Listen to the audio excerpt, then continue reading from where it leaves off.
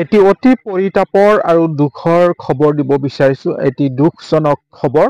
সেইটো হৈছে যে এগৰাকী শিক্ষক আজি অতদিনে কাম কৰি আজি মৃত্যুবৰণ কৰিবলগীয়া হৈছে 50 বছৰ বয়সত। তেখেত হৈছে নুৰুল হক, প্ৰধান শিক্ষক, ডুমৰীয়া তৃতীয় খণ্ড দক্ষিণ প্ৰাথমিক বিদ্যালয়, বঙাইগাঁও জিলাত অৱস্থিত।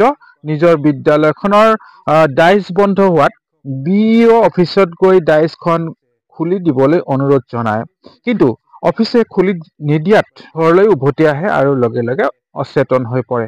পিছত হস্পিটেলত লৈ যোৱা হয় যদিও ৰাতি 3 বজাত সকলোকে নিথৰুৱা কৰি এই জগতৰ পৰা বিদায় লয়। বিনা বেতনে 30 বছৰ শিক্ষকতা কৰি 50 বছৰ বয়সত তেখেতে মৃত্যুবৰণ কৰে। মৃত্যুৰ সময়ত নিজৰ ঘৈণীয়েকৰ হাতত 2জন ল'ৰা আৰু দুজনী ছোৱালী এৰি থৈ যায়। এই খবৰটো বঙাইগাঁও জিলাৰ কিতাবুদ্দিন ছাৰে হোৱাটছআপ মেছেজ যোগে আমালৈ পঠিয়াইছে আৰু তেখেতে এই নিউজটো প্ৰচাৰ কৰিবলৈ, এই খবৰটো প্ৰচাৰ কৰিবলৈ জনাইছে। কথাটো হ'ল এই ধৰণে শিক্ষক আৰু কিমান মৰিব। চিকিৎসাৰ অভাৱত কেতিয়াবা ব্লাড প্ৰেছাৰ, কেতিয়াবা হাৰ্ট এটেক, এনেধৰণে শিক্ষকসকল কিন্তু মৰি আছে, মৃত্যুবৰণ কৰি আছে।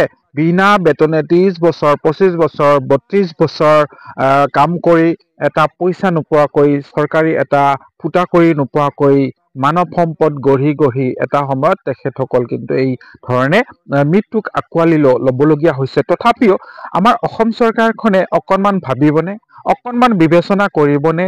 এই দুৰ্ভগীয়া শিক্ষক শিক্ষয়িত্ৰী যিবিলাক শিক্ষক কৰ্মচাৰী আছে, ভেঞ্চাৰ বিদ্যালয়ৰ অপ্ৰাদেশিকৃত বঞ্চিত যিমান ধৰণৰ শিক্ষক আজি দুৰ্ভোগ ভুগি আছে, এই শিক্ষকসকলৰ কথা অকণমান অসম চৰকাৰখনে ভাবিবনে? যাতে শুভ দৃষ্টি দিয়ে এই শিক্ষক শিক্ষয়িত্ৰী বিদ্যালয়ৰ লগত জড়িত থকা, ভেঞ্চাৰ বিদ্যালয়ৰ লগত জড়িত থকা যিসকল কৰ্মচাৰী আছে সকলৰ প্ৰতি চৰকাৰখনে যাতে এটা শুভ দৃষ্টি দিয়ে, তাৰ কাৰণে একেবাৰে বিনম্ৰতাৰে অনুৰোধ জনোৱা হৈছে আমাৰ চেনেল যোগে, যাতে তেওঁলোকৰ এটা ন্যায্য প্ৰাপ্তি হয়, তেওঁলোকৰ বাবে এটা ন্যায় প্ৰদান কৰে অসম চৰকাৰে। যিহেতুকে মুখ্যমন্ত্ৰী মহোদয়ে কিছুদিন আগতে ঘোষণা কৰিছে, এতিয়াও নিগেটিভত নাই মুখ্যমন্ত্ৰী মহোদয়ে, পজিটিভ কথাই কৈ আছে। শিক্ষামন্ত্ৰী গৰাকীয়ে যোৱাকালি যদিও এটা নিগেটিভ দিছে, তথাপিও ভেঞ্চাৰ শিক্ষক বা অপ্ৰাদেশিকৃত বঞ্চিত শিক্ষক শিক্ষয়িত্ৰী কৰ্মচাৰীসকল কিন্তু আশাৰে বাট চাই আছে কিবা এটা মুখ্যমন্ত্ৰী মহোদয়ে অন্তত কিবা এটা কৰিব বুলি।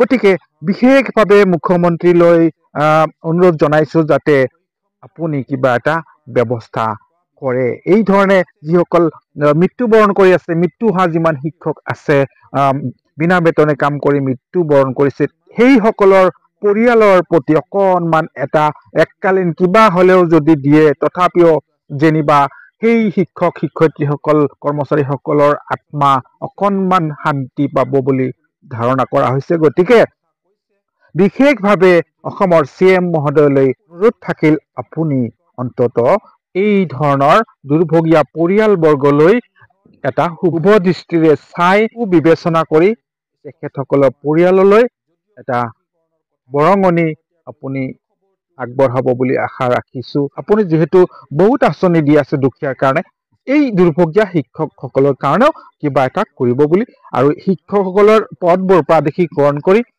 আপুনি এটা মহান কাম কৰক, এয়াই আপোনালৈ বিশেষ অনুৰোধ। পৰৱৰ্তী আন এটি ভিডিঅ'ত লগ পোৱাৰ আশাৰে ধন্যবাদ। জয় আই অসম।